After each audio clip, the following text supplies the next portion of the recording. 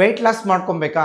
ಹಾಗಿದ್ರೆ ನಾನು ಈ 3 ಹೆಲ್ತ್ ಟಿಪ್ಸ್ನ ನಾನು ನಿಮಗೆ ಕೊಡ್ತೀನಿ. ಅದನ್ನು ನೀವು ಫಾಲೋ ಮಾಡಿ, definitely you will get better results. ಸ್ನೇಹಿತರೆ, ತುಂಬ ಜನ ಕೇಳಿದ್ರಿ ಲೈಕ್ ನಮ್ಮ ಬಾಡಿ ವೆಯ್ಟನ್ನು ಕಡಿಮೆ ಮಾಡ್ಕೋಬೇಕು, ಹೆಲ್ತ್ ಟಿಪ್ಸ್ನ ಕೊಡಿ ಅಂತ ಹೇಳಿ. ಇವತ್ತು ನಾನು ನಿಮಗೆ 3 ಹೆಲ್ತ್ ಟಿಪ್ಸ್ನ ತಿಳಿಸ್ಕೊಡ್ತೀನಿ. ಅದರಲ್ಲಿ ಮೊದಲನೇದು ಬಂದು ನಾವು ವಾಟರ್ ಕನ್ಸಂಪ್ಷನ್ ಮಾಡುವಂತಂದರೆ ನಾವು ಒಂದು ದಿನಕ್ಕೆ ಎಷ್ಟು ನೀರನ್ನು ಕುಡಿತಾ ಇದ್ದೀವಿ. ಒಬ್ಬ ಆರೋಗ್ಯವಂತ ಮನುಷ್ಯ ಪ್ರತಿದಿನ ಸರಾಸರಿ 2.5 3.5 ಲೀಟ್ರ್ವರೆಗೂ ಕೂಡ ನೀರನ್ನು ಕುಡಿಬೇಕಾಗುತ್ತೆ. That is the very most important thing. Next second very most important thing ಬಂದು ನಾವು ಮಾಡುವಂತಹ ನಿದ್ದೆ. ನಾವು ಎಷ್ಟು ಅವರ್ ನಿದ್ದೆ ಮಾಡ್ತಿದ್ದೀವಿ ಅದು ಕೂಡ ತುಂಬ ಮ್ಯಾಟ್ರ್ ಆಗುತ್ತೆ.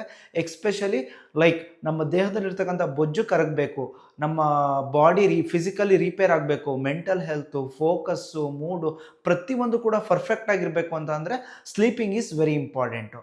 ಅದರಲ್ಲಿ ನಾವು ಒಂದು ದಿನಕ್ಕೆ ಏನಿಲ್ಲ ಅಂತ ಅಂದ್ರೂ 8 ಗಂಟೆಯಿಂದ ಹಿಡಿದು 10 ಗಂಟೆವರೆಗೂ ಕೂಡ ನಿದ್ದೆ ಮಾಡಿ ಬೆಡ್ ಮೇಲೆ ಮಲಗಿರೋದಲ್ಲ, ಕ್ವಾಲಿಟಿ ಆಫ್ ಸ್ಲೀಪಿಂಗ್.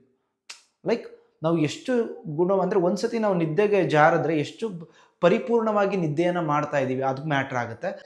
ಲೈಕ್ ನಾವು ನೈಟ್ ಫುಡ್ಡನ್ನು ತಗೊಳ್ಳೋವಂತಹ timings, that is the very very most important thing ಸ್ನೇಹಿತರೆ. ಯಾಕೆ ಅಂತ ಅಂದರೆ ನಾವು ನೈಟ್ ಫುಡ್ಡನ್ನು 7 to 7:30 ಒಳಗಡೆ ನಾವು ಮುಗಿಸ್ಬೇಕು. ಸೊ ದಟ್ 7 to 7:30 ಒಳಗಡೆ ಮುಗಿಸಿದ್ರೆ ಲೈಕ್ ನಾವು ಮಲಗೋದಕ್ಕೆ ಮತ್ತು ನಾವು ಊಟ ಮಾಡಿರೋದಕ್ಕೆ ಮಿನಿಮಮ್ ಗ್ಯಾಪ್ 2 hours ಇರಬೇಕು. ಸೊ ಇಷ್ಟು ಬಿಫೋರ್ ಸ್ಲೀಪಿಂಗ್. ನಾವು ಮಲಗೋಕ್ಕಿಂತ ಮುಂಚೆ ಕೆಲವೊಂದು ನಾವು ತಿಂದಿರ್ತಕ್ಕಂಥ ಆಹಾರ ಪದಾರ್ಥಗಳೇನಾಗುತ್ತೆ ಚಯಾಪಚಯ ಕ್ರಿಯೆಯ ಮುಖೇನ ಡೈಜೆಸ್ಟ್ ಆಗಿರುತ್ತೆ. 7 ಗಂಟೆಯಿಂದ 7:30 ಒಳಗಡೆ ಊಟ ಮಾಡೋದು ಬೆಸ್ಟ್. ಧನ್ಯವಾದಗಳು ಸ್ನೇಹಿತರೆ. ಇನ್ನಷ್ಟು ಉಪಯೋಗಕರ ಮಾಹಿತಿಗಳಿಗಾಗಿ ಫಾಲೋ ಮಾಡೋದನ್ನ ಮರಿಬೇಡಿ. Thank you.